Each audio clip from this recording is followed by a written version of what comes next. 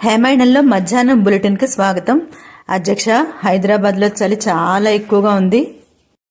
ప్రజలు ఏం తినాలో తెలియక చాలా అవస్థలు పడుతున్నారు.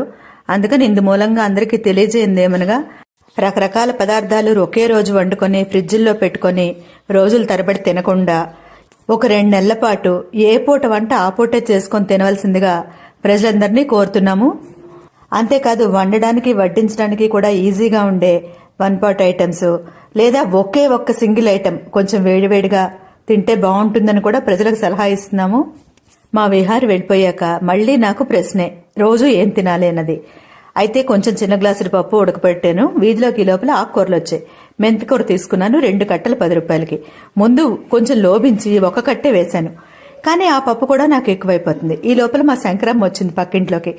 మిగిలిన మెంతికూర కూడా వేశాను పప్పులో. తర్వాత పోపు వేశాను, నేను తిన్నాను, తనకిలా బాక్స్లో సర్దాను.